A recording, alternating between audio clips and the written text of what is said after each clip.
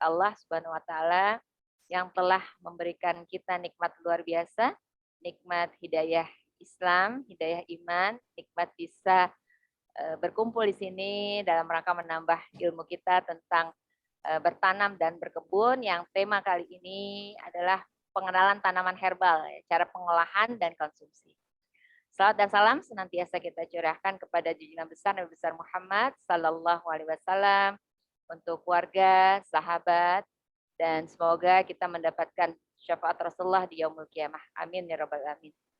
Jazakunallah khairan kepada ibu-ibu hebat semua. Ya, insya Allah nanti akan banyak lagi yang hadir. Saat ini baru 9 orang ya. Jazakillah khairan kepada Ibu Dewi yang senantiasa membersamai kami selaku Ketua RKI DPC Bojonggede, pada Ibu Fitri, dan kepada narasumber kita ya Bapak Dr. Sardi Duryatmo. Mudah-mudahan kita senantiasa diberikan kesehatan yang paling penting ya. Dan tema kali ini luar biasa ya Bu, jadi berkenaan dengan tanaman herbal ya, karena ini warisan ya, warisan nenek moyang kita ya. Ya warisan nenek moyang kita yang turun temurun ya, alhamdulillah sampai saat ini kita merasakan, dan ini sudah menjadi ini ya, kalau saya baca di Kementerian Kesehatan menjadi bidangnya Kementerian Kesehatan dalam pemberdayaan masyarakat untuk tanaman obat keluarga ya, TOGA ya, benar ya Pak Sardi ya. Ya, jadi kebetulan saya baca juga nih ya bukunya ya. Jadinya ya, jadi jadi ada buku saku dari Kementerian Kesehatan Republik Indonesia, petunjuk praktis TOGA dan acupressure ya. Jadi untuk tanaman ya, obat keluarga ini ya, herbal kita menyebutnya, sudah diakui oleh Kementerian Kesehatan, dan ini bagian dari pemberdayaan masyarakat. Ya, jadi bagaimana masyarakat diharapkan bisa mengobati ya.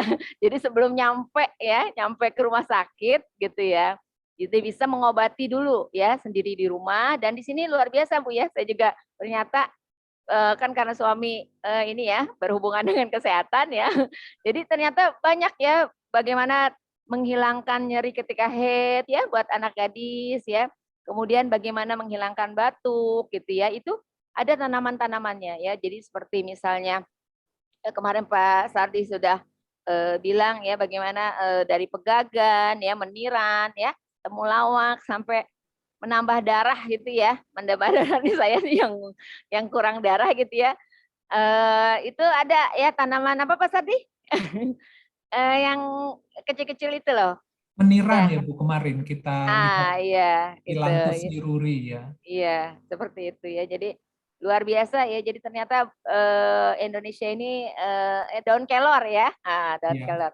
Jadi luar biasa banyak Allah berikan ya anugerah ya di sekitar kita yang kita sendiri mungkin belum tahu gitu ya, belum tahu dan belum ya. Insya Allah kali ini kita akan semangat yang mempelajarinya, dan mudah-mudahan ini bisa kita berikan ya untuk orang lain juga. Mari Bapak Ibu kita mulai pertemuan kita sama-sama dengan baca basmalah. Bismillahirrahmanirrahim. Selanjutnya silakan Ibu Dewi sepatah dua patah kata menyemangati. Ya, bismillahirrahmanirrahim. Assalamualaikum warahmatullahi wabarakatuh. Waalaikumsalam. Waalaikumsalam warahmatullahi wabarakatuh. Alhamdulillahilladzi razaqna bi rabba wa bil islami dina wa bi muhammadin nabiyya wa rasulullah. Allahumma shalli wa sallim ala hadana bil karim wa ala alihi wa sahbihi wa man tabi'ahu ila yaumil. Pertama-tama yang kami hormati ya tim Rumah Keluarga Indonesia DPC PKS Bojonggede yang senantiasa ya memberikan inspirasi ya dalam kegiatan seri bertanam dan berkebun.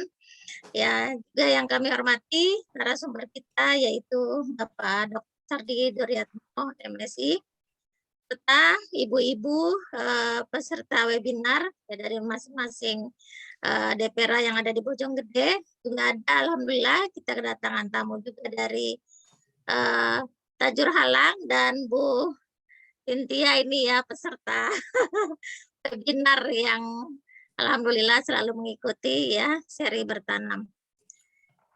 Puji syukur marilah sama-sama kita panjatkan kepada Allah Subhanahu wa taala yang telah melimpahkan nikmatnya kepada kita. Nikmat iman Islam juga nikmat sehat sehingga hari ini kita bisa kembali ya bertatap muka di layar kaca ini ya dalam rangka ya menuntut ilmu ya untuk menjaga keluarga kita tetap sehat insya Allah ya. Salat dan salam marilah sama-sama kita aturkan kepada teladan kita Nabi Muhammad SAW beserta keluarga, sahabat, dan orang-orang yang tetap istiqomah di jalannya. Semoga kita termasuk di dalamnya. Amin, amin, ya rabbal alamin. Ya, ibu-ibu yang dirahmati oleh Allah, ya kali ini kita membahas ya tentang tanaman herbal. Ya ternyata Allah banyak menciptakan berbagai macam tanaman di sekitar kita. Ya kalau kita tidak paham ya cara pengolahan dan mengkonsumsinya, ya bisa jadi itu memberikan hal yang buruk atau tidak baik untuk kesehatan kita.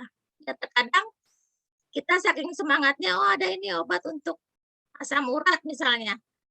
Ya daun apa, daun ini ya, daun apa tuh? Daun sirsak ya, sirsak apa tuh iya. Ternyata nggak pakai aturan masaknya gitu ya. Akhirnya overdosis ya.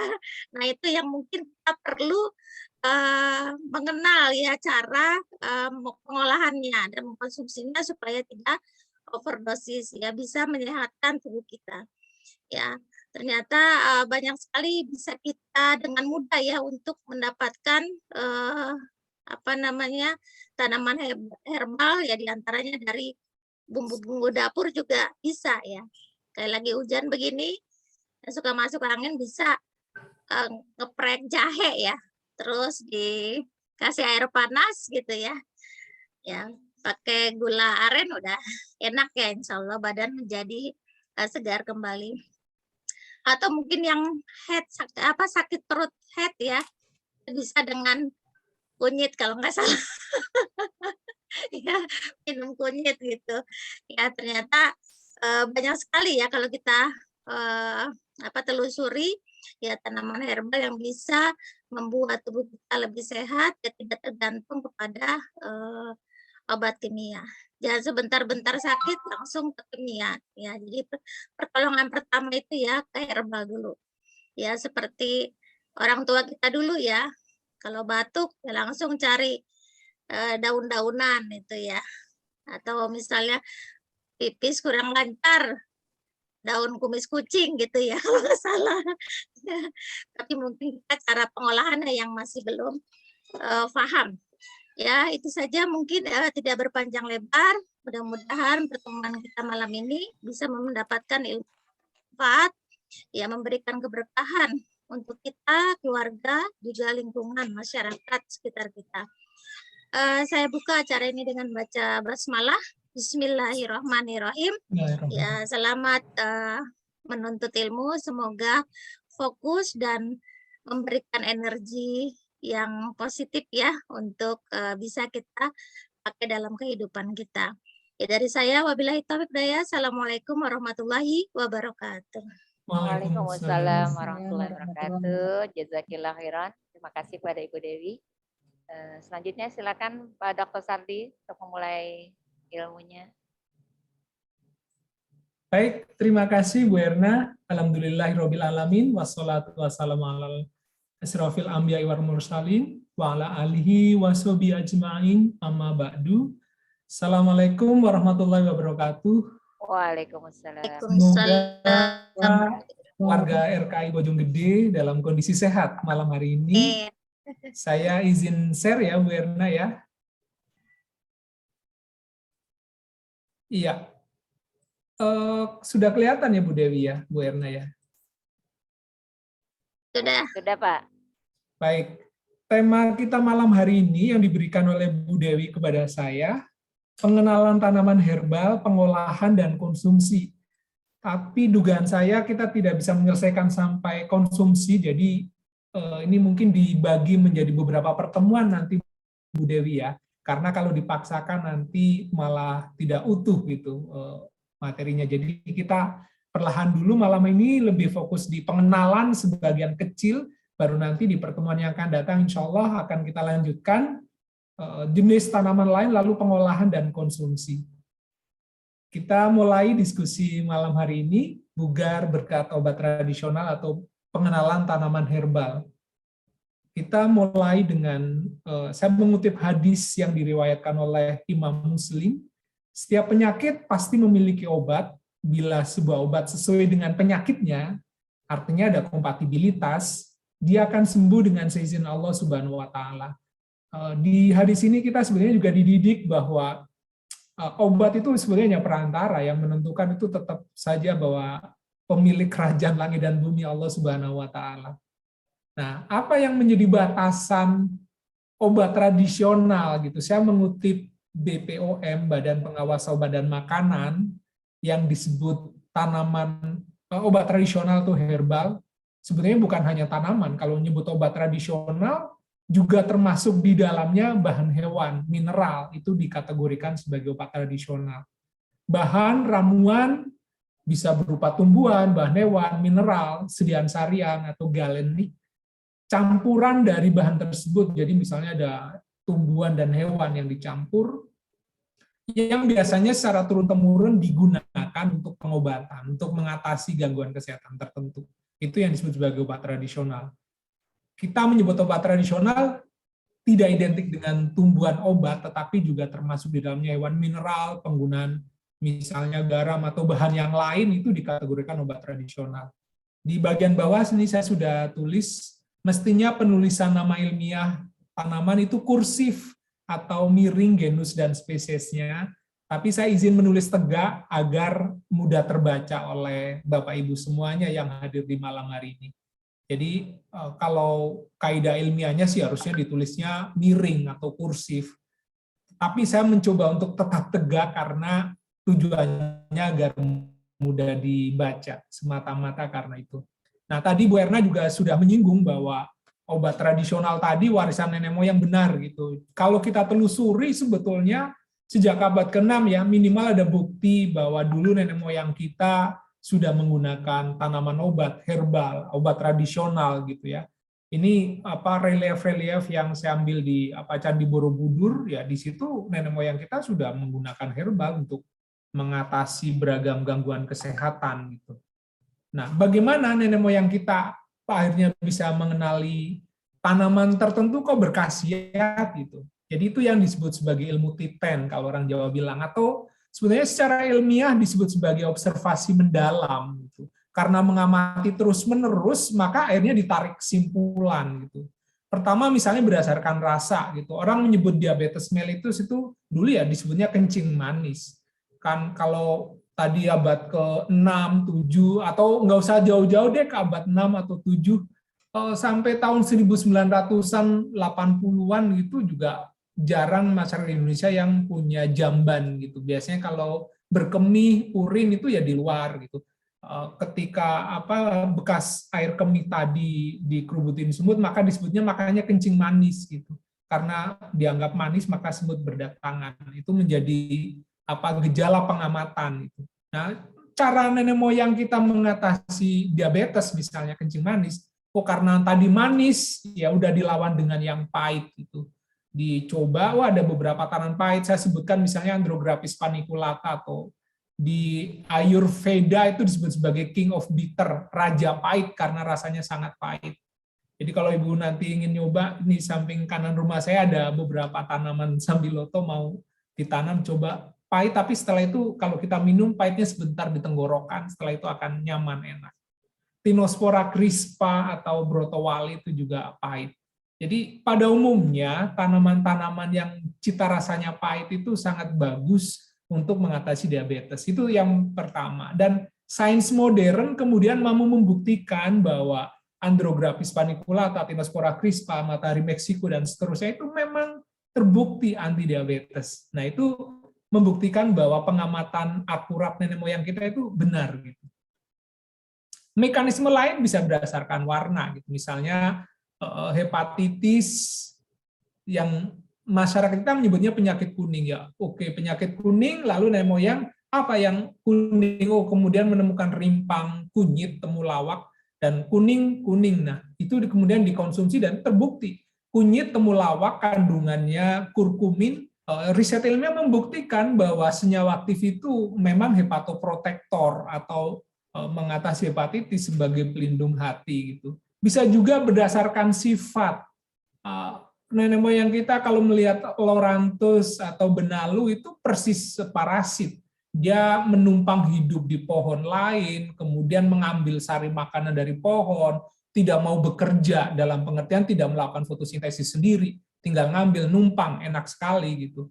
Nah, analog semacam itu diberikan kepada sel kanker, tumor yang menumpang di sel-sel kita gitu, tidak melakukan metabolisme, dan kemudian benalu itulah yang kemudian dijadikan sebagai ikhtiar oleh nenek moyang kita untuk mengatasi kanker tumor. Dan sains modern lagi-lagi membuktikan bahwa lorantus atau benalu tadi memang terbukti mengatasi sel kanker atau tumor gitu. Nah, berdasarkan karakter gitu, ada panas, dingin gitu. Kalau yang panas misalnya cabai Jawa, ada serai, jahe untuk mengatasi penyakit dingin, badan lesu, pilek, flu, nadi lambat gitu. Kemudian tumbuhan yang dingin, pule panda, daun sendok, lidah buaya mengatasi penyakit yang panas. Jadi saya menggunakan istilah tumbuhan, membedakan dengan tanaman. Kalau tumbuhan artinya tumbuh dengan sendirinya tanpa ada campur tangan manusia gitu. Karena pada umumnya nenek moyang kita dulu mengambil tumbuhan di alam, tidak ada unsur budidaya. Kalau itu hasil budidaya maka saya akan menyebut sebagai tanaman obat gitu. Jadi membedakan, kalau tumbuhan artinya dalam konteks itu tumbuhan yang digunakan ya tumbuh dengan sendirinya, tidak digunakan, tidak ada campur tangan manusia. Itu cara nenek moyang kita menemukan tumbuhan obat untuk mengatasi beragam kesehatan, menjaga kesehatan. Nah, bagaimana dengan dosis? Ya pada abad ke-6, ke-7 kita belum mengenal timbangan nenek moyang kita. Jadi kuncinya dosis selalu ganjil. Kalau tidak 7, 11 biasanya.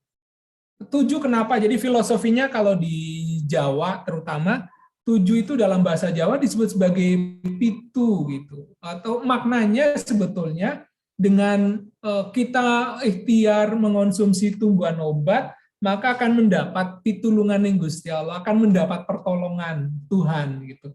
Atau 11 kalau dalam bahasa Jawa itu 11. Maknanya kalau kita mengonsumsi tumbuhan obat itu akan mendapat belas kasihan dari Allah Subhanahu wa taala. Jadi kalau dari sisi dosis sama gitu. Di beberapa daerah di Indonesia, karena ini juga diabadikan di Daun Lontar, di Bali, di Flores, di Makassar, di Nias, itu melakukan hal yang sama gitu. Mereka menggunakan dosis yang ganjil juga, ganjil dalam pengertian genap, bukan aneh gitu ya. Itu ternyata kalau di Nusantara kita tarik ke benang merah itu sama, ada kesamaan semacam itu gitu. Nah ini yang kanan Azadirachta indica atau nimba, bisa untuk mengatasi gatal, kanker. Yang sebelah kiri ini Conredera cordifolia atau binahong, ini juga sangat bagus untuk luka bakar, untuk jantung, memperkuat. Nah, itu terkait dengan dosis dan cara nenek moyang kita menemukan obat tradisional untuk menjaga kesehatannya. Nah, bagian yang dikonsumsi beragam, jadi ada rimpang, ada akar, ada daun. Jadi kalau rimpang, hindari menggunakan, kadang-kadang kalau kita simpan rimpang tertentu, karena dapur kita lembab, boleh jadi lama-lama akan pecah dormansi, mulai bertunas. Nah, artinya kalau sudah tunasnya muncul di rimpang, sudah senyawa aktifnya sudah berkurang karena digunakan untuk pertumbuhan tunas baru. Boleh dikonsumsi, tetapi nanti khasiatnya kurang nendang kalau bahasa kita gitu. Oleh karena itu, gunakan rimpang yang masih segar, yang belum pecah dormansi, yang belum ada tunasnya. Kalau menggunakan daun, kira-kira daun yang keempat dari atas, jadi 1, 2, 3, 4. Maksudnya jangan yang terlalu muda dan jangan yang terlalu tua gitu. Kalau terlalu muda nanti senyawa aktifnya juga belum maksimal gitu. Bisa saja dikonsumsi tapi mungkin perlu lebih banyak dosis dibandingkan kalau menggunakan daun keempat dan yang ke bawah. Kalau yang terlalu tua juga sama, nanti senyawanya berkurang. Bagian lain ya buah, bisa gunakan yang sudah matang. Matang itu maksudnya kalau mengkudu ya tidak harus yang benyek, tidak harus, tapi yang sudah mengkal keras, itu menandakan senyawa aktifnya sudah maksimal. Kalau batang, ini saya contohkan brotowali tadi yang saya disebutkan untuk diabetes mellitus, gunakan yang sudah tua, jadi semburat hijaunya sudah berkurang. Kalau bunga yang sudah cukup tua, ini Rosella hibiscus sabdariva untuk antioksidan. Itu bagian yang dikonsumsi. Nah, tumbuhan obat banyak sekali di Indonesia, itu ada sekitar 9.600, tetapi yang digunakan oleh bangsa kita itu baru sekitar 200, masih sangat sedikit yang digunakan gitu. Jadi apalagi sekarang dengan beralihnya hutan menjadi kebun sawit, itu peluang tumbuhan obat hilang sangat besar, sangat disayangkan gitu. Kecepatan riset dengan alih fungsi lahan itu tidak sebanding gitu. Nah, tumbuhan obat tadi kita kelompokkan menjadi 3 bagian besar. Yang ini termasuk dengan logonya. Yang di sebelah kiri jamu, kemudian ada herbal terstandar dan fitofarmaka. Ini logo-logonya. Jadi kalau ibu bapak membeli misalnya di pasaran biasanya ada logo ini. Apa yang membedakan antara jamu, herbal terstandar dan fitofarmaka? Jadi yang disebut sebagai jamu, obat bahan alam, Sediana simplicia, sederhana, dipakai 3 generasi turun-temurun gitu. Artinya apa? Sebetulnya jamu ini keamanannya sudah terjamin gitu, 3 generasi. Jadi maksudnya misalkan saat ini kita punya orang tua, dulu orang tua kita menggunakan jahe tadi, Bu Dewi menyebut jahe gitu ketika masuk angin gitu. Generasi pertama, lalu Bu Dewi dan suami itu menggunakan juga ketika masuk angin, menggunakan rimpang jahe juga, digeprek, diseduh, dikasih madu baru diminum. Generasi kedua, anak-anaknya Bu Dewi, menantunya menggunakan juga rimpang jahe tadi untuk menjaga kekebalan tubuh, menjaga kesehatan. Nah, itu 3 generasi gitu. Artinya kalau misalnya umur seseorang itu rata-rata di Indonesia misal 60-70 tahun, ya kira-kira sudah digunakan dalam waktu 180 tahun gitu. Jadi jamu tadi keamanannya juga udah pasti terjamin gitu, karena sudah digunakan turun-temurun di sebuah daerah gitu. Aman gitu penggunaannya. Yang kedua, kelompok herbal terstandar atau obat herbal terstandar, saya singkat OHT. Apa yang membedakan dengan jamu? Jadi sebuah tumbuhan, sebuah tanaman dikategorikan sebagai OHT, obat herbal terstandar, kalau tanaman tadi sudah melalui uji praklinis.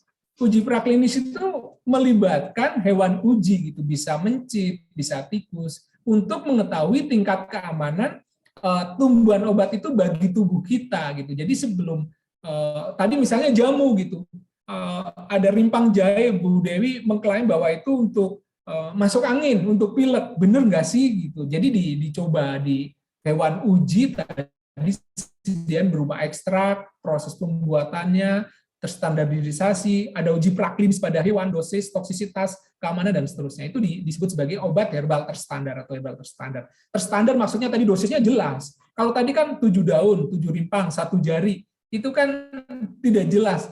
Ya kalau misalnya rimpang, 1 ruas jari, itu kalau jari orang laki-laki mungkin lebih gede, kalau jari perempuan lebih lentik, itu akan beda. Nah, herbal terstandar lebih terstandar, harus sekian gram, jadi measurable, terukur dengan jelas. Di kelompok yang ketiga namanya fitofarmaka. Fito dari kata phyto, bahasa Latin artinya tumbuhan, farmaka obat, jadi sudah melewati uji praklinis tadi pada hewan dan klinis pada manusia untuk membuktikan khasiatnya. Jadi sudah bukan lagi klaim sebagian orang, oh ini bagus ini untuk mengatasi ini gitu. Itu baru pada taraf jamu, tapi kalau yang fitofarmaka sudah lebih saintifik, sudah teruji dengan baik secara klinis gitu. Nah, tadi jamu gitu ya, mulai aman sesuai dengan persyaratan yang ditetapkan, ya, karena tadi sudah minimal 3 generasi yang menggunakan. Jadi dari tingkat keamanannya sudah terjamin. Dulu mbah kami menggunakan jahe ketika masuk angin gitu. Dulu menggunakan matahari Meksiko ketika nenek kami menggunakan diabetes, terus anak kami udah terbukti gitu. Klaim khasiat dibuktikan berdasarkan data empiris. Data empiris tadi berdasarkan pengalaman, bukan berdasarkan uji ilmiah, data empiris. Jadi di suatu daerah, di masyarakat tertentu, iya kok banyak ini yang sudah testimoni menggunakan jahe, menggunakan matahari Meksiko untuk diabetes, tetapi itu data empiris. Belum ada riset ilmiah yang membuktikannya. Namanya juga jamu, tetapi aman. Memenuhi persyaratan mutu yang berlaku, iya, cara pengambilan bahan, tadi misalnya rimpangnya tidak boleh bertunas, airnya harus berapa, ketika merebus harus dengan api kecil, tidak boleh menggunakan aluminium. Nah, itu ada syarat-syarat tertentu gitu yang harus dipatuhi. Klaim penggunaan harus diawali dengan kata kalau ini dijadikan sebagai misalnya Bu Dewi dan RKI mau merilis tadi untuk obat anggota-anggotanya ya secara tradisional digunakan untuk bla bla bla. Jadi tidak bisa misalnya terbukti karena belum ada riset ilmiah. Contohnya buyung upik, strompas, antangin, tolak kakin itu kategorinya jamu. Di Indonesia ada sekitar 11 ribuan lebih jamu sebetulnya di berbagai daerah. Data BPOM tahun 2021, jumlahnya paling banyak. Di tingkat yang kedua tadi obat herbal terstandar atau OHT, bahan alam juga, tetapi dibuktikan keamanannya secara uji praklinik atau praklinis pada hewan percobaan. Bahan bakunya telah distandardisasi. Jadi telah distandardisasi, panen harus umur sekian, mengambilnya sekian gram, suhunya sekian. Nah, itu yang disebut sebagai terstandardisasi agar khasiatnya itu bisa sama gitu, terstandardisasi. Nah, aman iya disesuai dengan persyaratan yang diterapkan tadi. Klaim khasiat dibuktikan secara ilmiah karena didahului oleh riset praklinik pada hewan uji. Standarisasi tadi terhadap bahan baku digunakan dalam produk jadi dan tentu harus memenuhi syarat yang berlaku. Contoh daun jambu biji menjadi diapet itu menjadi obat herbal terstandar. Di Indonesia sampai tahun 2021 jumlah OHT baru 80. Jadi betapa rendahnya riset obat terstandar di Indonesia karena biayanya memang mahal gitu ya. Belum begitu banyak nih yang pabrikan ya, diapet termasuk tadi strompas dan seterusnya. Nah, uji organoleptik, kadar air ya, cita rasa, cemaran mikrob, E. coli, salmonella, sigenal, dan aflatoksin, aspergillus flavus, jadi cendawan yang sebetulnya tahan panas, dan ini kadar tertentu harus dicantumkan, timbel, kadmium, dan seterusnya. Itu harus terstandardisasi dengan baik kalau OHT. Nah, tahap yang ketiga tadi fitofarmaka, bahan alam juga sudah diuji praklinis tentu dan uji klinis pada manusia. Bahan baku dan produk jadinya juga distandardisasi. Aman sesuai dengan persyaratan yang ditetapkan, tadi apalagi sudah diuji pada manusia. Klaim khasiat dibuktikan secara ilmiah, kemudian standarisasi harus memenuhi persyaratan mutu yang berlaku. Klaimnya menggunakan tingkat pembuktian medium dan tinggi. Contohnya misalnya, kalau ibu punya anak-anak kecil diminumi Stimuno, itu bahan bakunya meniran, Phyllanthus niruri. Waktu kemarin tanggal berapa, 28 November, kita pernah tunjukkan ya ini meniran. Gitu. Waktu di mana itu? Di Pabuaran. Tensigard, bahan bakunya seledri untuk mengatasi hipertensi. Kalau misalnya langsung dari seledrinya boleh nggak? Ya boleh saja gitu. Ibu ambil seledri, potong kecil-kecil untuk memudahkan keluarnya senyawa aktif, kemudian direbus atau dibuat jus, lalu diminum pagi hari gitu. Nah ini klaim-klaim kalau yang untuk jamu banyak pembuktiannya, termasuk untuk cuci darah. Nodiar untuk mengatasi diare, bahan bakunya jambu biji. Saat ini jumlah fitofarmaka di Indonesia baru 26, jadi lebih rendah dibandingkan dengan obat herbal terstandar. Nah, tadi uji klinis yang sudah diuji klinis beberapa, tadi piperetrofractum, androgenik, fungsinya untuk androgenik. Jadi androgenik itu biasanya kaitannya andro itu laki-laki, berkaitan dengan masa tumbuh otot, memperlancarkan pembuluh darah, untuk kebugaran, dan seterusnya. Morinda citrifolia untuk mengkudu untuk mengatasi diabetes mellitus, sudah terbukti gitu ya. Andrographis paniculata untuk anti neoplasma, untuk mengatasi kanker, tumor, dan seterusnya, itu sudah dibuktikan. Nah, sebetulnya dalam sistem pengobatan, peran herbal untuk menyembuhkan penyakit tertentu itu sekitar 40%, gitu, 40-50% lah. Selebihnya itu sangat dipengaruhi oleh stres seseorang, gitu. Apakah dia bisa menerima, kadang ada orang yang tertentu yang, ya Allah, kenapa engkau turunkan sakit ini kepada hamba, gitu. Merasa tidak terima, gitu. Itu juga akan berpengaruh terhadap persembuhannya. Kedekatan dengan Allah, gitu. Semakin seseorang dekat kepada Tuhannya, itu peluang untuk sembuhnya juga cukup besar. Gitu. Dukungan keluarga, gitu. Kalau misalnya ada istri yang sakit, lalu suaminya pulang, obatnya udah diminum belum? Kenapa nggak diminum? Nah, itu cenderung dia tidak bisa, seolah-olah tidak diterima dengan keluarga. Semacam itu juga penting gitu, agar anggota keluarga yang sakit tadi sembuh. Dan yang penting juga gaya hidup, termasuk pola makan, pola hidup, tidur, begadang atau tidak. Nah, itu berpengaruh besar juga terhadap kesembuhan. Jadi tidak mentang-mentang sudah konsumsi tumbuhan obat, terus ibu, bapak, terus sesuka-sukanya, tidak juga gitu. Harus ada variabel lain yang juga harus dipenuhi agar harapan sembuh itu semakin lebih mudah diraih.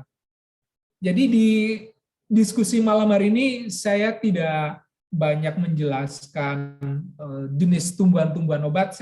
Kalau saya perhatikan di Al-Quran, di hadis itu setidaknya ada 17 jenis tumbuhan yang disebut-sebut untuk kesehatan.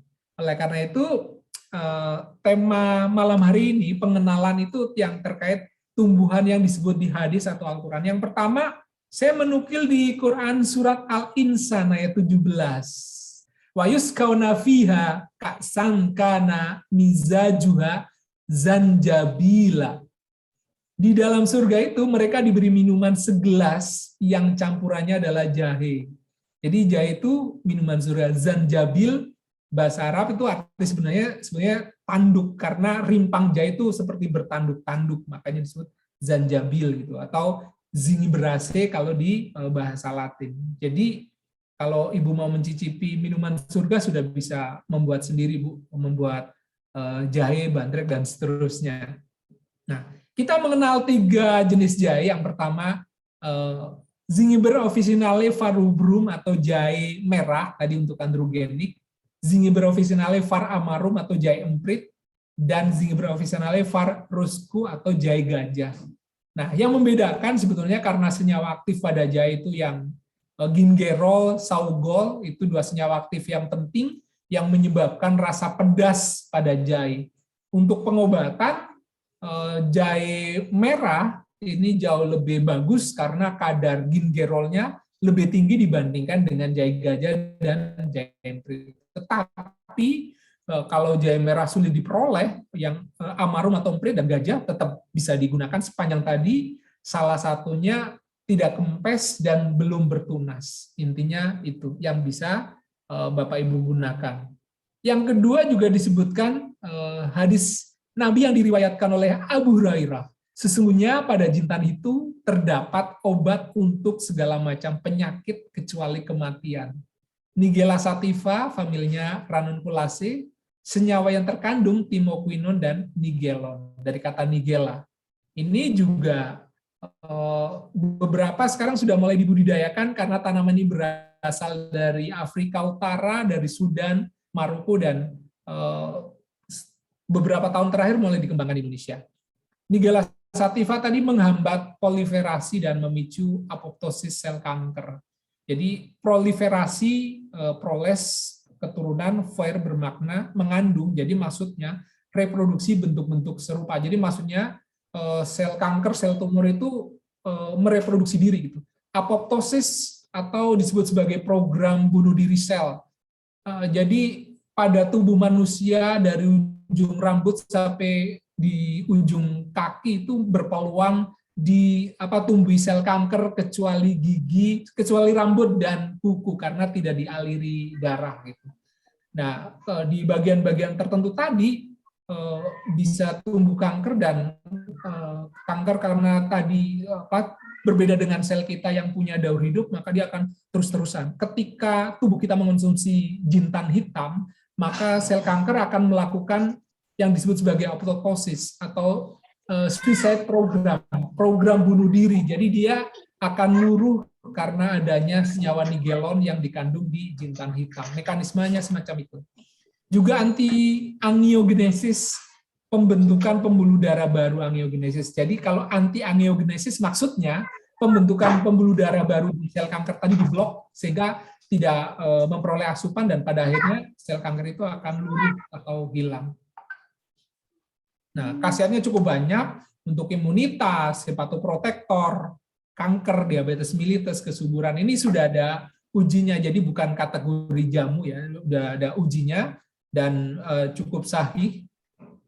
Rasulullah juga pernah bersabda, menemukan seorang laki-laki mengeluhkan kedua matanya ketika sedang ihram. Nabi berkata, balutlah kedua matamu dengan aloe vera atau lidah buaya.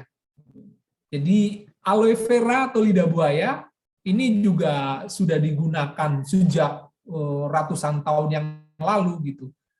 Ditulis di papirus kalau di Mesir, kemudian bukti-bukti sejarah itu masih ada gitu. Manfaatnya antara lain ya untuk diabetes mellitus, kemudian senyawa aktif yang terkandung di dalam daun lidah buaya, aloin, barbaloin, antrokol, asam alenat, dan aloe emodin. Untuk radang sendi, terutama yang perempuan sudah ini ya menopause itu sangat bagus. Mah, radang lambung itu juga bagus. Di surat Al-Kahfi ayat 32, Al-Isra ayat 91, dan An-Nahl ayat 11. Allah juga menyebut spesies yang satu ini, Vitis vinifera. Atau engkau mempunyai sebuah kebun kurma dan anggur, lalu engkau alirkan di celah-celahnya sungai yang deras alirannya. Atau di An-Nahl, dengan air hujan itu dia menumbuhkan untuk kamu tanaman-tanaman, zaitun, kurma, anggur, dan segala macam buah-buahan. Sungguh pada yang demikian itu benar-benar terdapat tanda kebesaran Allah bagi orang-orang yang mau berpikir.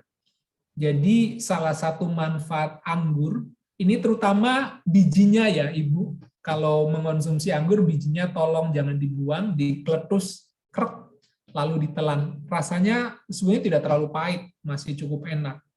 Manfaatnya salah satu biji anggur tadi untuk mengatasi hipertensi yang menyebabkan jantung bengkak, jantungnya membesar gitu. Jantung membesar karena kerja jantung lebih keras, karena ada pemompaan darah ke jantung lebih tinggi, hipertensi tadi, sehingga sentrikal jantung bagian kiri itu akan membengkak.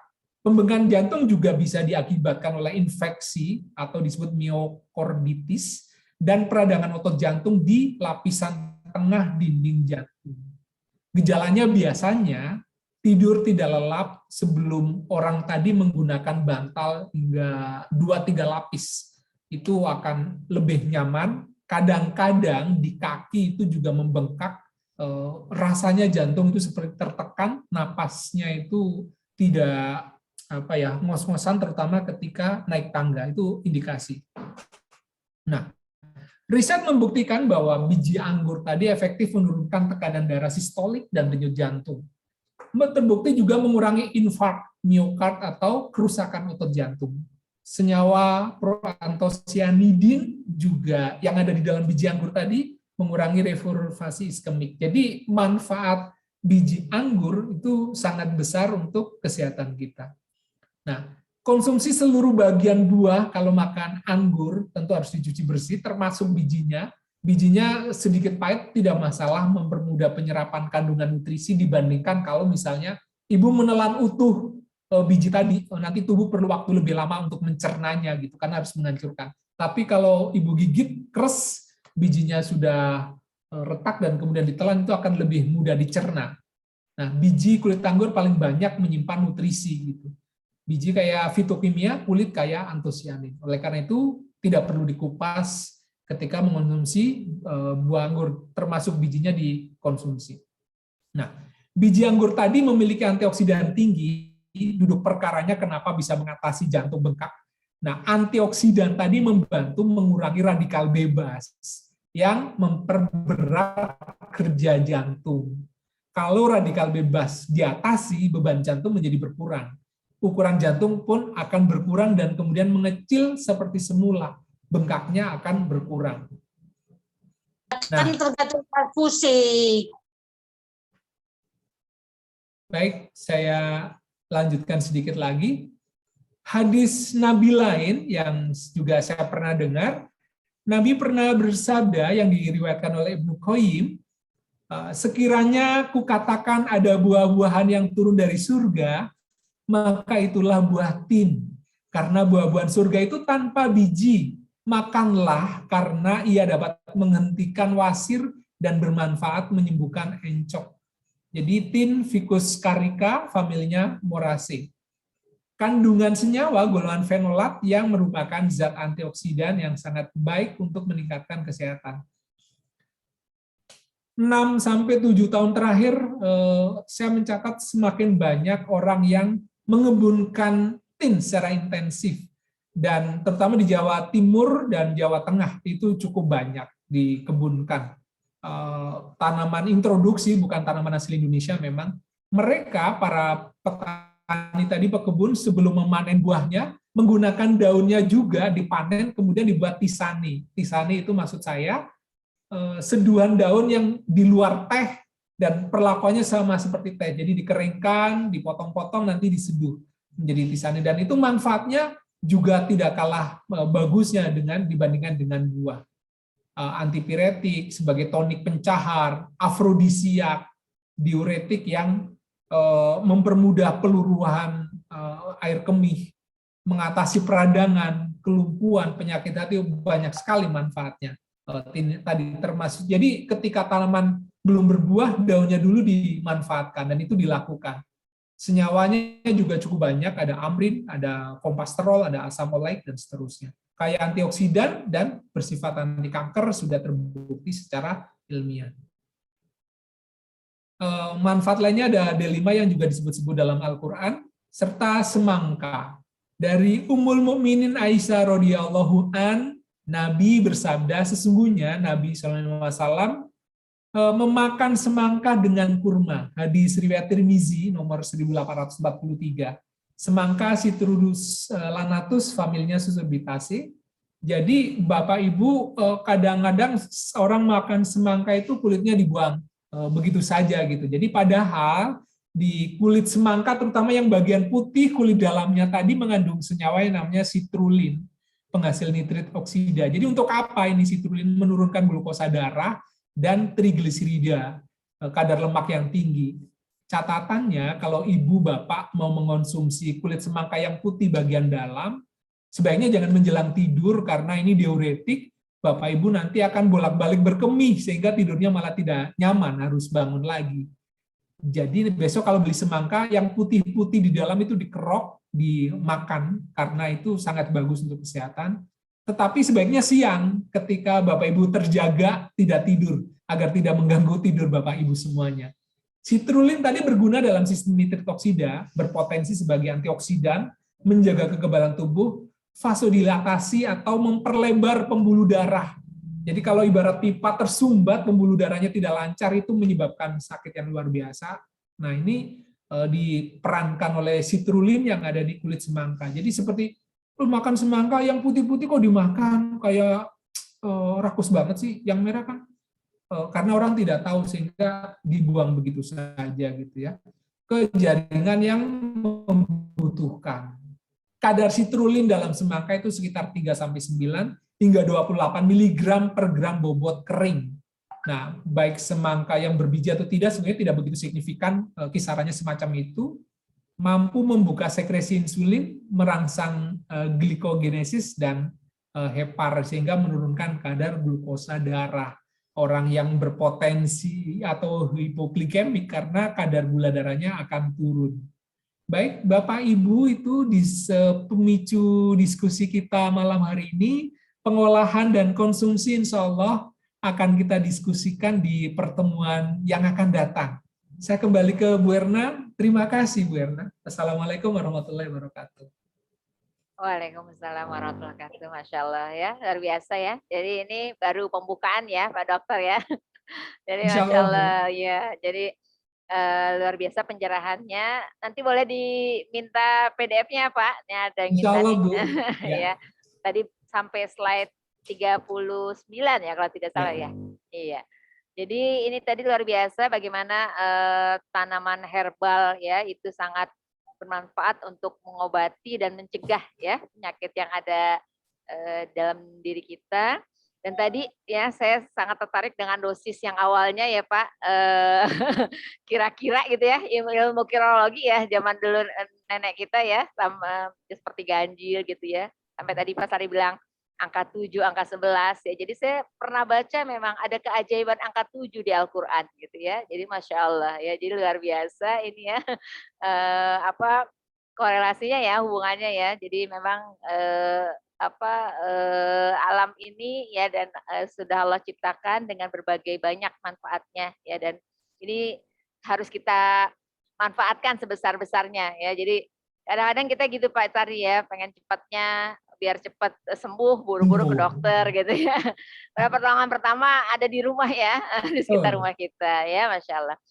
Kalau saya tadi lebih cenderung ke yang ini kayaknya, yang nomor obat yang sudah uji klinis ya, karena kita ini ya konsumsi ini ya Bu Dewi ya, yang sudah jadi ya seperti ya, tinggal langsung glek minum. Tarik ke rumah ya.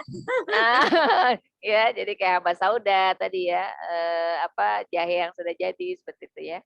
Ya, silakan Bapak Ibu yang ingin bertanya boleh langsung. Kita masih banyak waktu. Ini baru jam 9.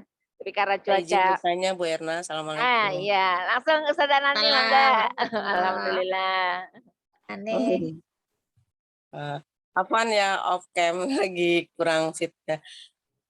Sambil ini memperkenalkan Pak Dr. Sardi, Bu Erna, Bu Dewi. Itu yang minta materi PDF itu Bu Nur Syam. Dia ketua SPKK Tajur Halang. Ya, saya menyertakan Tajur Halang untuk bisa gabung di sini.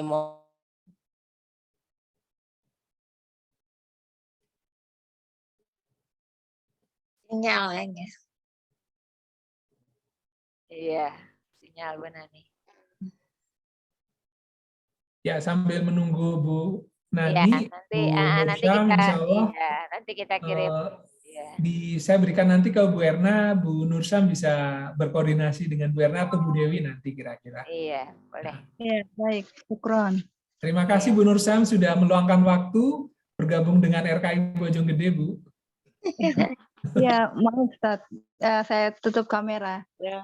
Sekalian saya mau tanya ini, boleh Ustaz? Ya, silakan.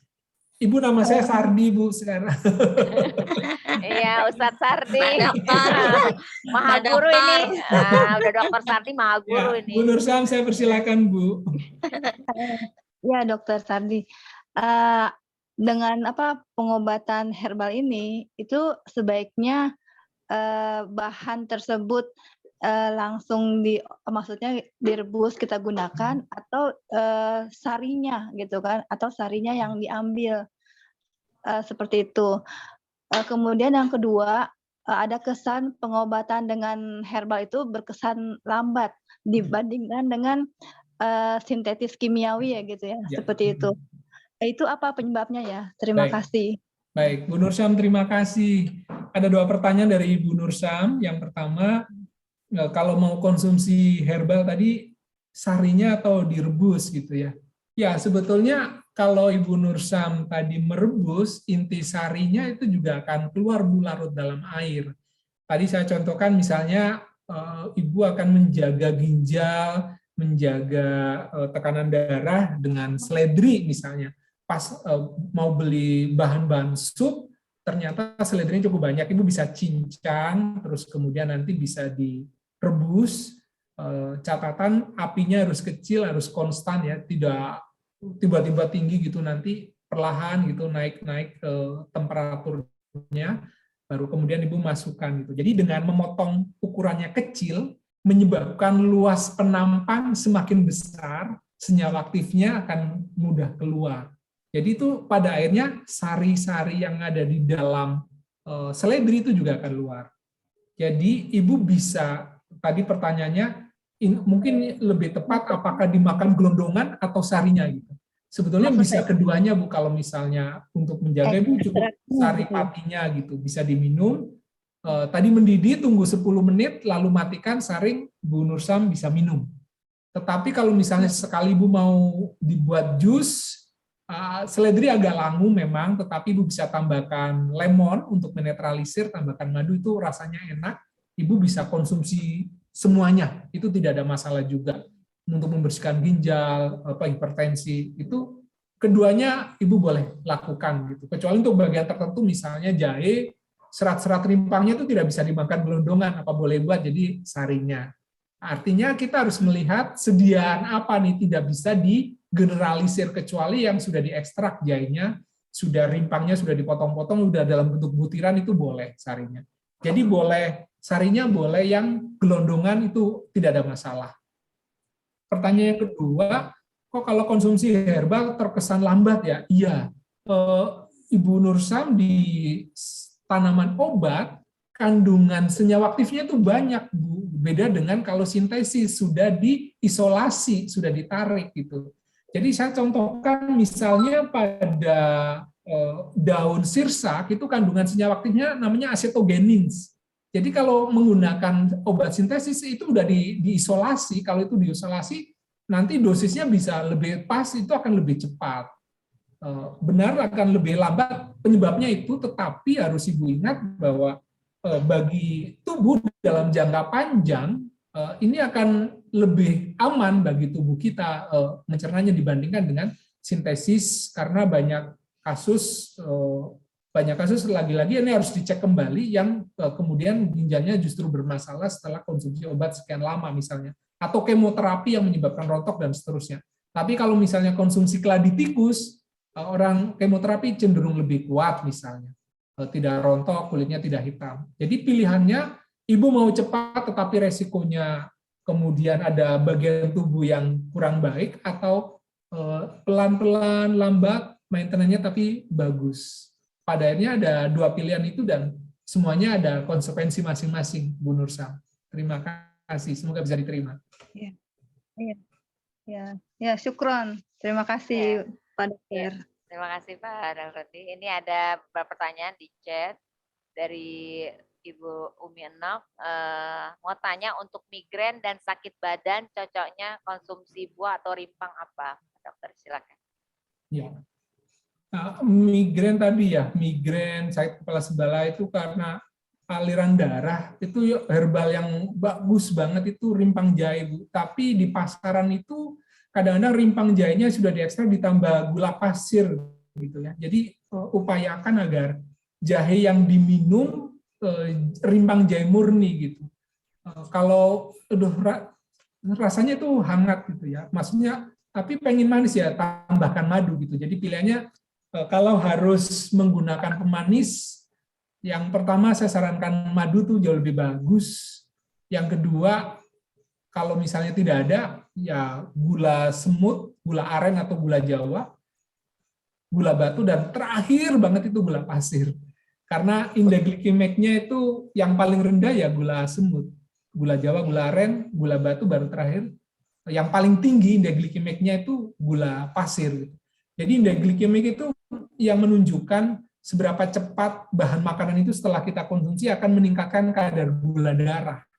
Semakin tinggi kadar indeks glikemik, maka Bapak Ibu akan lebih mudah, kadar gula darahnya akan lebih mudah meningkat.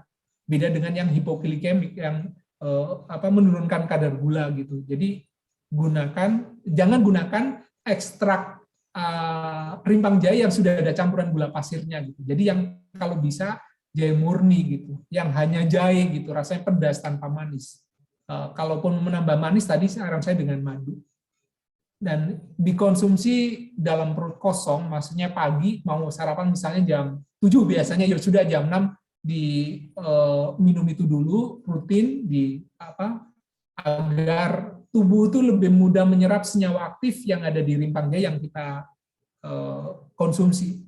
Kalau misalnya dikonsumsi setelah makan, tubuh itu jauh lebih lambat untuk merespon senyawa aktif yang terkandung di tumbuhan obat tertentu. Iya. Jadi kalau herbal ini dikonsumsi sebelum makan ya Pak Dokter gitu ya? Ya. Ya. Nah, ya. Jadi tadi bunak ya. Ini dari Mbak Rahmi, Pak Dokter mau tanya apa obat herbal untuk pengobatan endotrimesis. Bahayakah konsumsi kunyit untuk rahim? Endometriosis ya mungkin ya. Soalnya ada yang bilang kalau minum jamu kunyit terlalu sering bisa membuat rahim kering. Oh ini, jadi Mbak Rahmi ini mungkin ada tambahan, mungkin ada herbal khusus bisa ini untuk kesuburan gitu, boleh. Baik, ya endometriosis tadi herbal-herbal yang rutin diresepkan oleh para herbalis, kunyit itu bagus, ada temu putih itu juga sangat bagus. Jadi informasi bahwa kunyit itu dalam jangka panjang itu cukup aman gitu ya, tidak membuat rahim kering, itu tidak ada riset yang membuktikan bahwa senyawa kurkumin membuat rahim kering itu tidak ada gitu. Yang manfaat lain sebetulnya kalau rutin konsumsi kunyit itu akan mencegah demensia gitu. Jadi kurkumin itu ada hubungannya dengan demensia. Demensia itu kepikunan ketika tua gitu. Karena orang cenderung kalau sudah tua itu kembali lagi seperti anak-anak gitu, dan itu tercegah. Sebelum lama saya pernah membaca jurnal India itu salah satu bangsa yang dalam masakannya banyak sekali kunyit, masakan kuning gitu. Dan teknologi informasi kalau di Asia itu juga berkembang pesat di India gitu. Jadi konsumsi kurkumin, senyawa aktif di dalam kunyit itu tidak menyebabkan rahim kering gitu. Itu rumor gitu yang mungkin beredar gitu. Itu malah bagus bagi ibu karena tadi mencegah demensia ketika tua dan bisa mengatasi itu. Untuk kekebalan tubuh, untuk menjaga hati, hepatoprotektor juga bagus. Kalau mau diselang-seling tadi dengan rimpang temu putih yang juga sangat bagus untuk endometriosis. Catatan lainnya barangkali karena gaya hidup kita itu manusia sebetulnya dikasih taring itu kan hanya 4, selebihnya geraham ya yang paling banyak. Maknanya apa sih sebetulnya? Konsumsi kita yang paling dominan sebetulnya disarankan secara tidak langsung itu buah, sayur, dan biji-bijian. Bukan berarti daging tidak boleh, tetapi frekuensinya memang agak dikurangi. Gitu. Berbeda dengan misalnya harimau karnivor yang memang makannya daging. Pertama, karena memang giginya itu taring semua untuk merobek daging. Yang kedua, ususnya itu lebih pendek dibandingkan dengan usus kita. Gitu. Nah itu konsumsi yang berlebihan itu salah satu juga dalam jangka panjang berpengaruh terhadap endometriosis tadi. Gitu. Oleh karena itu konsumsinya juga dibarengi dengan gaya hidup yang sehat, olahraga dan seterusnya. Itu sih catatannya Bu Erna, Bu Rohmi, semoga bisa dipahami. Iya, ini kunyitnya kalau bisa gimana Pak Dokter? Yang kita bikin sendiri atau yang kemasan udah jadi dari tukang jamu? Gimana bagusnya? Yang kemasan saya kalau di dekat Bojonggede sini, maksudnya di rumah saya di Bojonggede di belakang SD, saya pernah membeli kunyit. Saya senang sih kunyit asam gitu. Beli terus saya bawa di perjalanan gitu. Cuman kalau saya tesnya itu menggunakan kemungkinan biang gula gitu. Boleh jadi karena harganya murah sehingga bisa menekan harga gitu. Nah, itu juga harus hati-hati kalau ragu-ragu gitu ya. Ribet sih harus ngolah sendiri, nyacah gitu. Itu menurut saya lebih baik. Kalau enggak ya yang kapsulan sekarang juga cukup banyak. Cuman kalau kapsul tubuh perlu waktu 15 menit untuk menghancurkan gelatin gel tadi, baru kemudian senyawa aktifnya itu baru diproses. Hanya perlu waktu lebih lama saja gitu, selebihnya sih oke. Gitu. Yang penting kunyit yang sudah cukup tua, belum bertunas, masih segar, tidak kempes gitu. Itu saja sih Bu, kalau mau mengolah sendiri. Kalau membeli yang pabrikan juga sudah nggak apa-apa, mau yang kapsul atau Syaratnya karena biasanya kalau produsen herbal itu menambahkan gula pasir sih Bu di situ. Nah itu khawatir saya justru berdampak buruk terhadap tubuh gitu karena konsumsi gulanya justru yang dominan gitu. Oh iya, Masya Allah ya. Kalau saya kunyit ini panas nasi kuning ya. Bagus juga ya. Ya, ini ada lagi, nah ini dari Bu Halimah, jika kita merebus daun sirih merah lebih bagus dengan air mendidih dari termos atau rebus langsung dengan air sampai mendidih. Ya, terima kasih Ya, atas penjelasan. baik. Pertama tadi ya, kalau Bapak Ibu mau merebus, hindari menggunakan wadah atau panci aluminium yang pertama, karena bisa terjadi kontra ini ya, aluminium larut dan seterusnya. Pilihan pertama bisa pirek atau wadah lain yang bukan aluminium, tembikar atau yang keramik tanah liat juga boleh. Tapi biasanya kalau pakai keramik tanah liat atau tembikar, aromanya tidak sedap untuk rebusan pertama. Jadi caranya Bapak Ibu ambil leri atau cucian beras, masukkan lalu ditambahkan ke dalamnya cengkeh atau herbal-herbal lain, direbus di situ 1-2 kali, tapi dibuang bukan untuk diminum.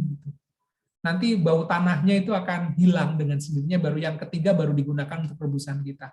Kalau misalnya, aduh pirek mahal banget ya, misalkan itu sulit ya, gunakan itu. Tapi kalau di rumah ada pirek, ada wadah lain, itu boleh digunakan. Nah tadi pertanyaannya apakah harus dari termos atau direbus?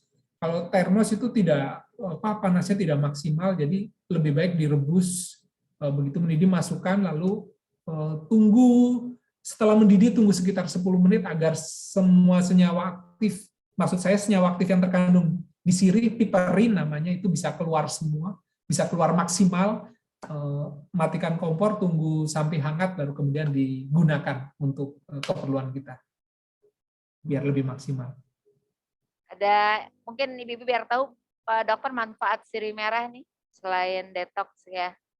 Ya, sirih merah itu bagus untuk menjaga glukosa darah, Bu, kadar gula darah.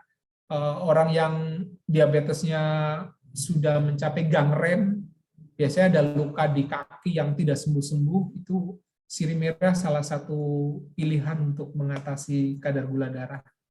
Untuk antiseptik juga bagus. Iya. Obat batuk juga ya. Emang rasanya saya pernah nyobain pahit. Agak, iya, pahit tapi sepet gitu. ya. Nah Ya. ini ada lagi. Dari Bu Laili di Pabuaran, selain manfaat kelebihan tanaman herbal dan buah-buahan, efek samping dari tanaman dan buah-buahan harus kita perhatikan juga kah? Misalnya belimbing, tidak boleh dimakan buat penderita darah rendah. Pasien gagal ginjal bagus makan buah dan minum tanaman herbal apa ya? Yang kedua itu pertanyaan. Ya, silakan. Baik. Iya, dari siapa Bu? Dari Bu Dewi ya, dari Bu Laili ya. Baik, ya. Jadi ada beberapa tanaman yang memang kontradiksi dan harus dihindari gitu. Jadi jangan beranggapan mentang-mentang herbal lalu aman semuanya, tidak juga gitu. Jadi ya harus dikonsultasikan juga, ada herbalis, ada. Sekarang sebetulnya perkembangannya sangat maju ya. Kalau tahun 70-an, 80-an dulu kalau dokter yang meresepkan herbal tuh digelari terkun, dokter dukun. Dulu pernah waktu wakil presiden Adam Malik ditangani oleh dokter yang meresepkan herbal tuh dokternya dibully gitu. Padahal bagus. Tapi sekarang data berbalik gitu, 80% warga dunia itu menggunakan herbal itu, termasuk di Jerman, di Amerika, di negara-negara maju, di Cina, di Afrika untuk mengatasi HIV itu dengan herbal cukup luas gitu penggunaannya. Di Indonesia perkembangan berikutnya ada himpunan dokter herbal medik Indonesia juga gitu. Jadi dokter medis yang kemudian meresepkan herbal dalam praktek kedokterannya itu juga saya lihat makin banyak. Yang ketiga perkembangan berikutnya ada jurusan fitofarmaka, obat tradisional di beberapa perguruan tinggi negeri di Indonesia, di UI, di Unair itu juga. Itu hal yang menarik menurut saya. Nah, benar itu kaitannya dengan Bu Laili harus diperhatikan karena ada kontradiksi dan seterusnya. Nah, pasien yang gagal ginjal tadi beberapa tahun lalu ada teman saya yang minta dia SMS, bukan WA, SMS. Mas Trubus pernah mengulas gagal ginjal nggak? Terus saya berikan beberapa PDF tulisan lama yang herbal untuk gagal ginjal tadi yang bagus antara lain seledri di jus rutin gitu ya, sehari 2 kali sebelum makan. Dan beberapa bulan kemudian saya terima SMS, terima kasih saya sudah tidak lagi cuci darah gitu. Jadi cuci darah dalam seminggu bisa 4 kali dan itu menguras finansial gitu. Ini ada riset baru tahap OHT gitu, tetapi belum diuji klinis. Kalau di tahapan jamu banyak klaim yang menyebutkan seledri bagus sekali. Riset OHT, obat herbal terstandar dilakukan oleh Sekolah Farmasi ITB itu juga membuktikan bahwa seledri sangat bagus untuk gagal ginjal atau ginjal yang bermasalah. Bu Laili, itu saya lebih menyarankan seledri.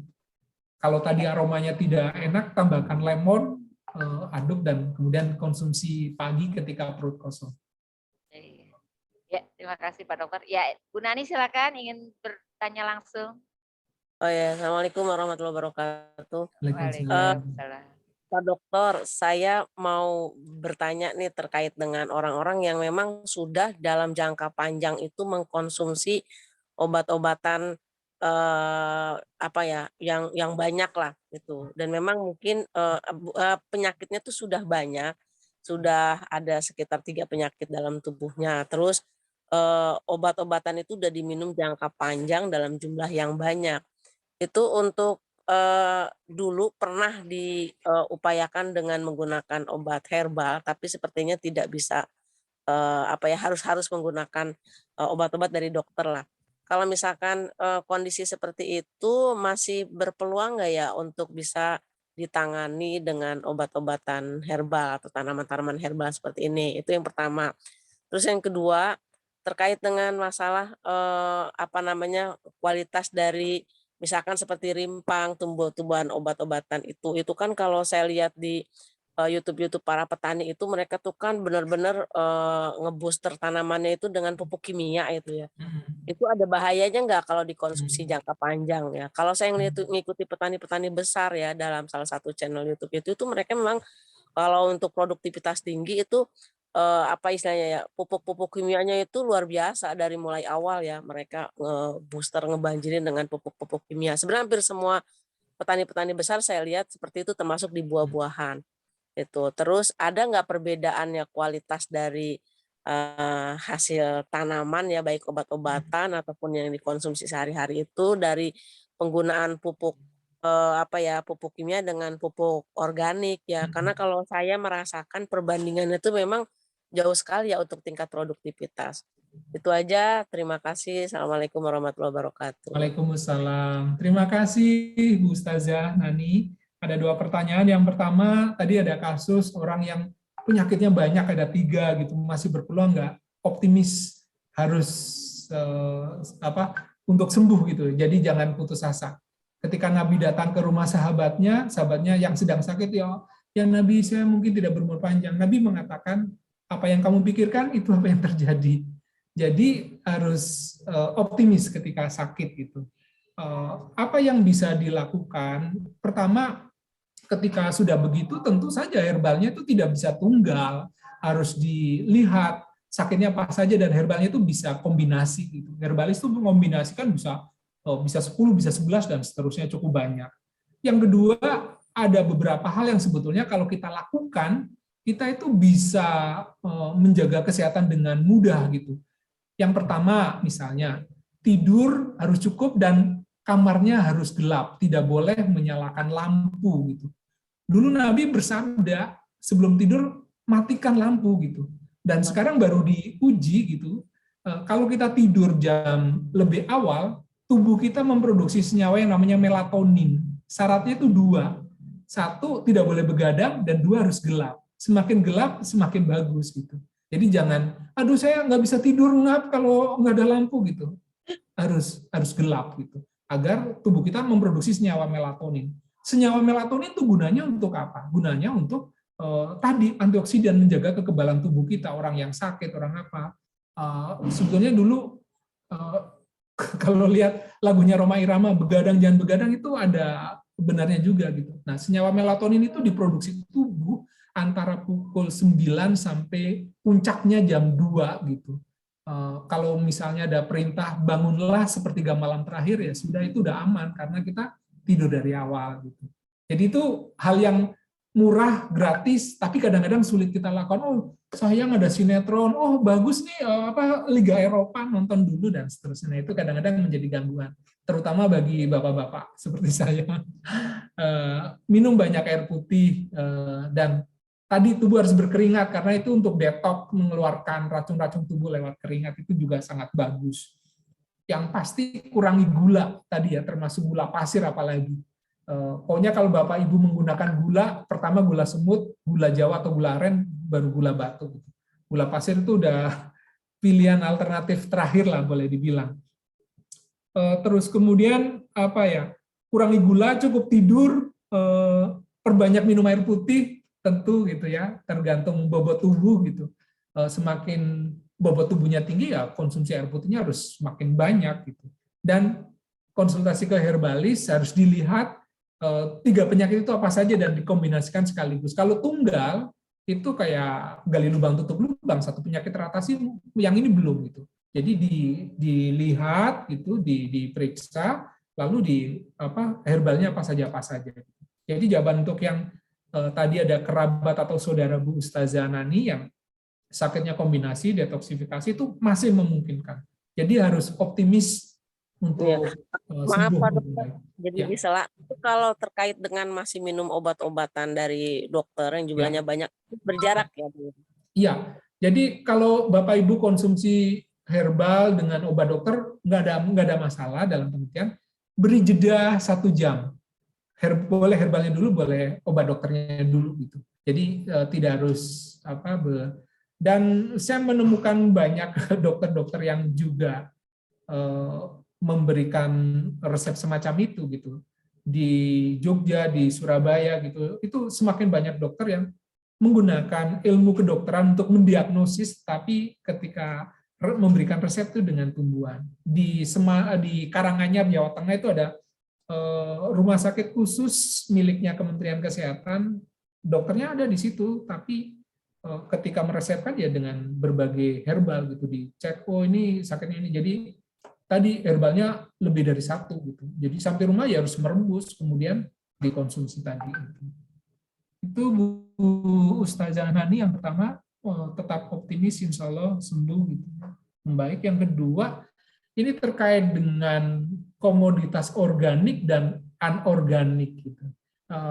Iya, jadi pupuk anorganik saya tidak menyebut yang tadi pupuk-pupuk seperti urea, NPK, KCl, sebenarnya kalau digunakan sesuai dengan standar sih di buah itu tetap aman, dirombak, kan tidak serta-merta kalau misalnya urea itu terus nanti akan jadi urea, kan tidak gitu, kecuali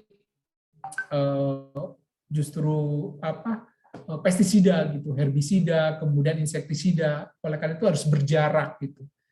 Sebelum panen itu ada ketentuan sekian hari itu tidak boleh lagi menyemprotkan insektisida misalnya. Nah, itu yang harus diperhatikan gitu. Kalau misalnya tadi Bu Nani sekarang lebih banyak konsumsi cabai dari rumah, sayuran, itu salah satu upaya untuk meminimalisir penggunaan pestisida di produk-produk yang kita beli. Pengaruhnya ya sebetulnya kalau organik itu jauh lebih bagus, harganya lebih mahal karena daya tahan, kandungan senyawa aktifnya kalau nggak salah sih juga lebih bagus Bu Nani. Jadi selain pupuk sebetulnya pestisidanya yang diperhatikan.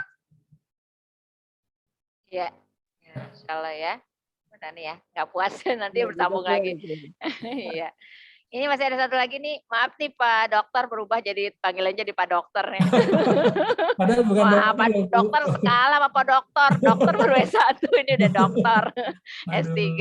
Ya ini dari Teh Romi nih Mas Ita. Ini Pak Dokter, obat herbal untuk menyembuhkan bisul yang nggak selesai-selesai. Sudah sembuh, tumbuh lagi gitu ya. Apa itu berkaitan dengan darah kotor? Apa harus konsumsi seledri juga? Silakan Pak Dokter. Iya, bisa ini ya, di sekitar area bisul tadi bisa dikompres dengan air hangat rutin gitu. Kalau misalnya kalau Ibu tadi ngerebus serbuk kunyit gitu, bisa ditumbuk gitu, dioleskan di sampingnya, itu antibakterinya juga bagus, bisa dicoba gitu dengan kunyit. Tadi foto yang Azadirachta indica itu bagus banget untuk dermatolog, penyakit-penyakit kulit itu termasuk bisul. Jadi bisa dicoba. Cuman di sekitar sini agak jarang kali ya. Mungkin nanti ada program kalau kita pandemi udah itu, kita bisa tanam beberapa tanaman yang bisa digunakan berulang-ulang gitu, limbah dan seterusnya gitu, untuk kanker, untuk diabetes. Jadi selain yang sekarang sayur-sayuran berjalan, toganya juga bisa dijalankan. Jadi tadi yang nanya sih Ibu siapa, Ibu Romi, bisa dengan kunyit. Tadi kalau mau tetap konsumsi jus seledri atau rebusan seledri boleh Bu, untuk membantu. Tadi pilihan lain, kunyit yang ditumbuk, yang tadi diminum, rebusannya, rimpangnya di sampingnya diolesi di dekat yang bisul itu juga diperbolehkan. Iya, iya. Ya, insya Allah dicoba ya, Teh Rahmi. Ya, jadi mungkin gaya hidup juga ya, Pak Dokter ya. Ya. Iya, gaya hidup, pola hidup ya. Jadi Masya Allah ya. Jadi, nah ini ada dari saya apa tadi mungkin untuk sudah mengkonsumsi herbal ini, minumnya, kadar minumnya gimana Pak Dokter? Kadar minumnya. Konsumsi ya. Kalau untuk pencegahan sehari sekali sudah cukup sih Bu. Misalnya, aduh kemarin-kemarin kadang-kadang orang merasa feeling gila, merasa bersalah, aduh minum obat. Itu banyak banget gitu ya untuk membersihkan ginjal, atau misalnya ada bengkak air keruh, itu kan tubuh ngasih sinyal gitu. Besok konsumsi seledri gitu seminggu, setelah itu ya sudah hentikan dulu, nanti sambung lagi gitu, nggak apa-apa. Jadi kalau untuk pencegahan sehari sekali sudah cukup. Kadang-kadang kita kalau sudah sakit mau melakukan apapun, tapi ketika sehat kita enggan untuk menjaga, merawat tubuh kita gitu. Padahal kita nggak punya spare part tubuh gitu. Kalau udah rusak sulit itu, mencegah lebih baik. Dan saran saya tadi rutin dikonsumsi jahe atau sesekali daun salam gitu ya. Petik 5 atau 7 diseduh.